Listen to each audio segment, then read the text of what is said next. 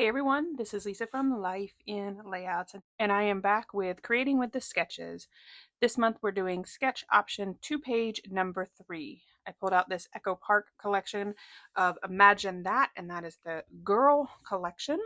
And I'm going to be documenting a birthday layout for my friend's daughter's 6th birthday.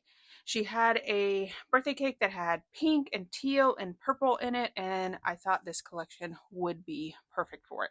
I'm going to be taking inspiration kind of from sketch option number 9, like the extra pieces, sort of. When I looked at that, it said to use the left-hand side of the page for like a scene building type thing. Nowhere near Nicole's scene building, but I liked it. It actually had pictures of snowflakes, but I thought it would be more my style to have really big chunky candles. So that's what I'm going to do on the left hand side of the page. So for the right hand side of the page, it calls for 5 photos.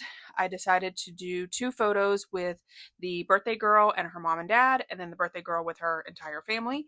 And then I did individual photos of mom with the birthday girl, dad with the birthday girl, and grandma with the birthday girl.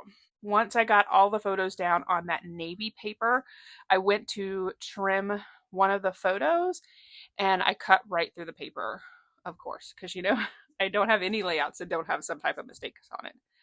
Luckily, I was able to pull up the photos and I just moved them up just a little bit. So the cut paper is behind that photo of mom, dad, and the birthday girl.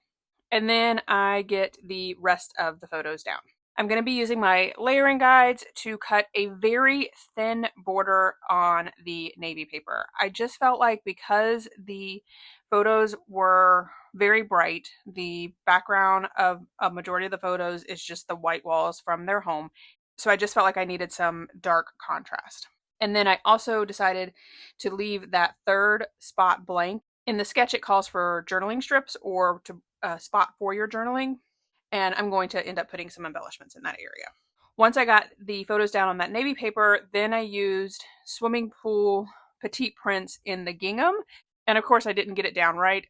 I wanted to have an inch on either side, but there was like an inch on the left and like 3/4 of an inch on the right, so I had to pick it up and move it over just a little bit. So now it's more like 7/8 of an inch on either side. And then I just use my trimmer to trim it down. And I add that to the right-hand side of the layout. I'm actually on a Zoom call with Nicole at this point. We have been crafting a lot together lately. And you can see me there going down at the bottom. I was thinking about putting like a birthday cake down at the bottom. But after I sketched it out, I was like, I don't know if I really like that. So I just went with straight strips of candles. Then I realized that there was supposed to be another sheet of paper on the right hand side, and I had pulled out that floral paper to add.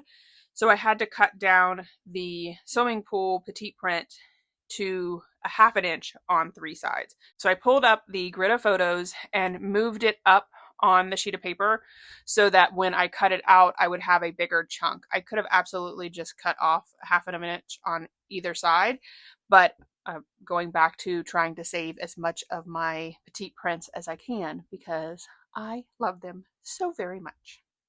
I have to spend quite a bit of time making sure that it's straight before I use my trimmer to trim it down. And then once I get the paper trimmed down, then I decided that I would just go ahead and trim down the floral paper as well. And I decided that I was going to gut it. I probably could have gut it a lot more than I did. I actually only ended up taking off a little bit, and I probably could have done another like 1/2 inch or maybe even an inch because there was a big gutter on the back of that. But I saved a little bit of it, and I'm sure I will use it on another layout because I like to save as much as I can and spread them across multiple layouts. And I don't have a lot of girl collections because we don't have a lot of girls in our lives. So I try to save as much as I can so I don't have to purchase newer collections since I don't tend to scrapbook a lot. I decided that I wanted that floral paper to span across the double page layout. And because my candles were going to take up a majority of the left side of the layout, I knew I just needed like a little small strip at the top. So at this point, I have pulled out additional Doodlebug petite prints, and then I also have Echo Park's dots and stripes, and that navy paper is part of that dots and stripes. And I think I've mentioned this on other layouts as well, but girl collections can have dark papers. I need manufacturers to understand that. The floral paper that's on the right-hand side, as well as a little bit on the left, has little tiny dots of navy in the center of the florals. Some of the embellishments have navy, but there is absolutely no paper in the collection that is navy. I actually had to pull the collection out. Absolutely none. Every single piece of paper has navy on it. Like the rainbows, one of the rainbow stripes is navy. There's a bunch of girly toys like teapots and little dolls and things like that. Some of the teapots are navy. There's mermaids and their tails are navy. There's all these navy accents, but they do not have any navy paper. And I just don't understand that concept. Yes, girl paper tends to be bright and fun colors, but that navy color or that darker color, whatever it may be, it needs to be there as a contrast. Luckily, I had that navy paper to be able to bring in. So my candles on the left-hand side are 1.5 inches thick. And I didn't have enough of the navy paper. I think I used it on another layout. So I knew from the pieces that I was cutting off that I would be able to cover it up. And I knew I was going to be using 3 4x6 photos on the left-hand side. So I didn't have an issue with piecing that together. I have 3 4x6 photos of the birthday girl. But one of the photos I also printed out in a 3x4, and I knew that I wanted to test it out. I wasn't sure if I wanted to just have 3 full 4x6 photos on the left, or if I wanted to have that smaller photo. So I'm trying to figure that out. As I'm putting the photos down, I realized that that navy paper didn't reach the top of the floral, so I had to pull it up and move it down a little bit. And you can see it's just a hairline, but it would have bothered me had it been up there next to the florals. Eventually, I did decide to go with the 3 full 4x6 photos, and the photo in the center is popped up on fun foam. Like I said before, these photos are of my friend's daughter. She has asked that her youngest daughter not be shown on camera. It's mainly because her dad has also asked not to be on camera, so they've asked that both of them. But I really wish that I could show you her facial expression in that center photo. I tried to use that heart so that it covers up enough, but you can really see her like super cheeky smile. She's got some of her baby teeth still in, and it's just such a cute photo of her. So I definitely wanted to showcase that photo a little bit more. Plus she's got on some pearls and beautiful necklaces, and I just really wanted to showcase that photo. So popping it up as well as having it overlap the other 2 photos really made that photo stand out. I decided for the candle pieces that I wanted to use glitter paper. So I pulled out like a cream color as well as a white. They're not white, it's more of like an off-white. I didn't want like a traditional yellow for the flames. I didn't feel like that would have fit well with this. I really like this more muted flames for these candles. Of course, I had one that didn't cut out because I was trying to save paper, so I had to recut that. Then I decided that I would pull out my silhouette again and cut out a template. So I cut out the flame with both pieces so that there was a hole in the center of the outer piece. And I laid that white piece on top of the outer glitter piece. And then once I put my liquid adhesive down, I used the template to make sure that it was in the same place. This is not a requirement.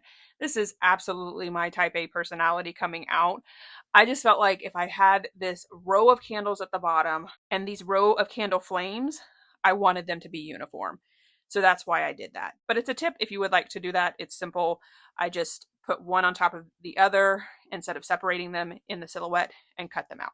And then I used my T-square ruler to make sure that the candle flames were straight across the candles. And then you know what comes next. I pulled out my stitching tools to stitch. And I posted this over on Instagram. This is probably my biggest stitching adventure yet. Maybe not, maybe the spring one, but it's pretty large.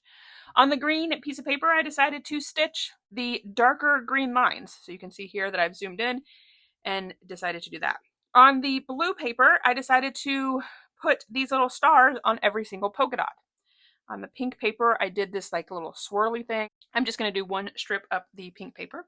On the swimming pool paper, I decided to just do the little peaks and valley up both sides of it. So it goes up the left-hand side and the right-hand side. And then I just pulled out my ruler to show you that I was going to do the straight edge.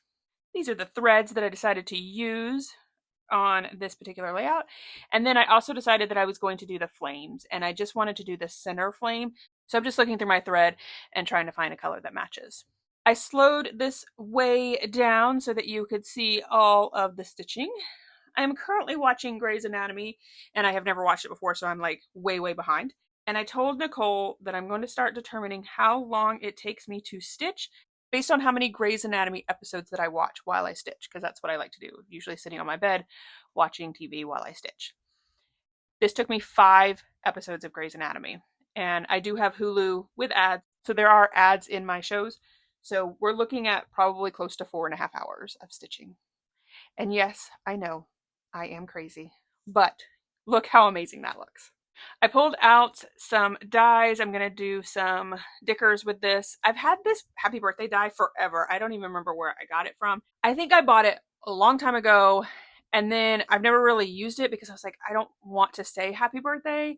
But then when I was looking through my dies trying to figure out what I was going to do, I realized that they weren't connected. And I don't know why I thought that they were connected before. I think because the die is connected, I just assumed that they were. But these letters are individual. So I decided that I would cut out the word birthday 3 times in white because my original idea was to put it over on the left-hand side where the birthday candles are. So I cut the word birthday out 3 times. And then this die I got from Hobby Lobby a long time ago. This is actually a Sizzix die. I'm not sure if it's still available because I think I purchased it on clearance at Hobby Lobby. But I really like the way that it offsets and it cuts out both the outer and the inner sides. And I'm going to use the swimming pool to cut out the number 6. And then I'm going to use the bubble gum, which is the pink paper, to cut out the background. I pull out my silhouette mat that I've cut down and I've added my letters to it. I'm going to use that mat to kind of hold everything in place while I stack the letters together. So I'm just using my glue press to stack the letters, and then I'm also using this tool that I picked up from scrapbook.com. One side has some wax on it, the other side is basically a poker tool, and it's nice because I will pick it up, put the letters down, and then turn the tool over and use the little poker tool to move it around until it's in place. I also cut the TH out in the scripty font that I picked up from scrapbook.com. All of these items are listed below if you would like to pick up any of them so that you can start your Dicker adventure. I will warn you, it is a little bit addicting. I have been window shopping for several different dies, but I really want to keep in mind dies that I think that I will get a lot of use out of. And there's some really cute dies, but I'm like, if I can do that with my silhouette in the sense that they're really fancy dies or they're dies that I don't think that I would use often, then I'm trying to stick with these are going to be basic dies that I want to use. So like I said, I started to put the word birthday over there on the far left with the candles, but I just didn't like the way that it looked. I thought maybe I could put it down at the bottom right. I didn't like it down there either. And I do end up adding it to the top of my layout. But because it's on the white cardstock, I needed to cut it out one more time. So I did use that navy.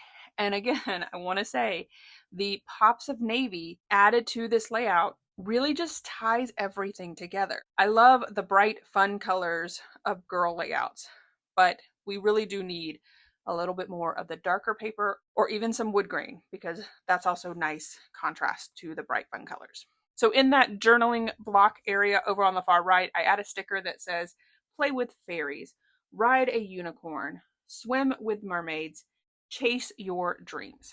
And then I also added a little girl doll over to the right as well. I decided to use the cutout from the navy paper to put my letters down. I remember when I purchased this die a long time ago, I just remember thinking that I love the way that the letters of the word birthday just snuggled in with all of it. The letters aren't the same size.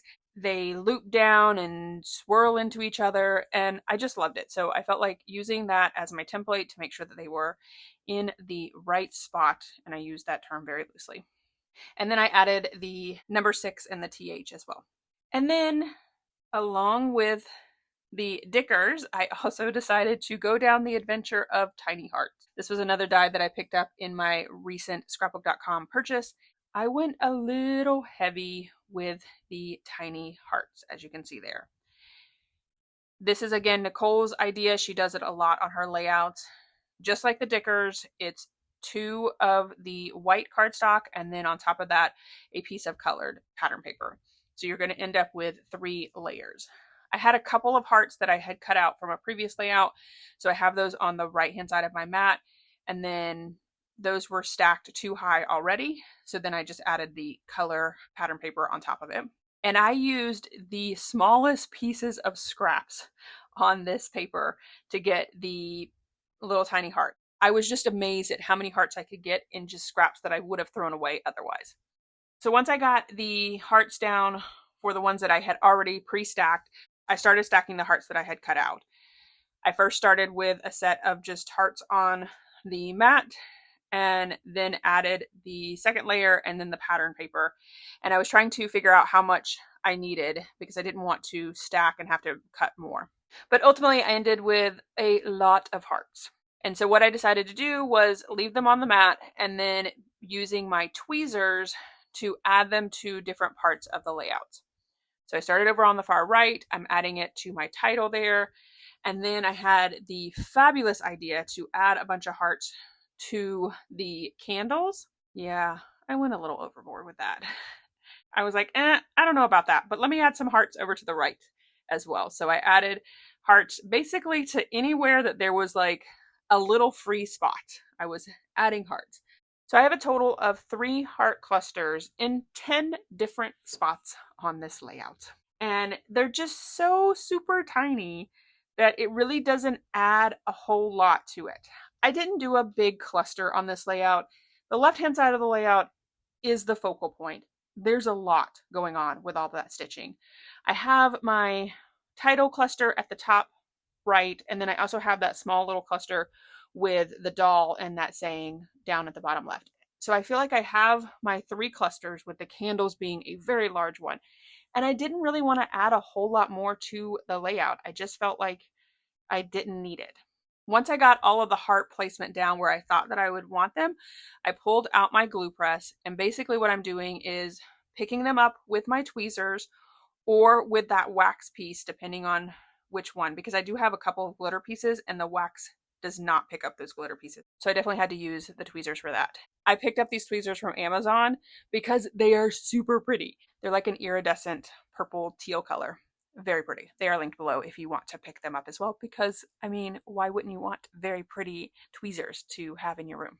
And then going back and forth between the picker upper tool and my tweezers to get all of those down. I also decided to forego the hearts up next to the candles. It was just a little too heavy up there, and I really wanted the candle flame to shine. So as I'm putting down the rest of the hearts, I do want to encourage you guys to go check out everyone else's take on this sketch. This is always a favorite hop of mine that I do every month with Nicole and a bunch of other very talented ladies. There is just so much talent with Allison Davis's sketches that she creates for the class, as well as the extra sketches that are included with the class. I also have this class linked below if you would like to go pick it up from Scrapbook Generations. It's an amazing class. And then seeing all the examples that are available to you would hopefully help you decide whether or not this is a sketch class that you feel you need. All right, that is it for this video. Here is my final layout as well as some close-ups. I hope that you enjoyed this video. If you did, if you wouldn't mind giving me a thumbs up, I would really appreciate it. If you haven't done so already and you want to see more double page layout inspiration, make sure you hit that subscribe button. Thanks everyone for watching, and I hope that you have a scrappy day.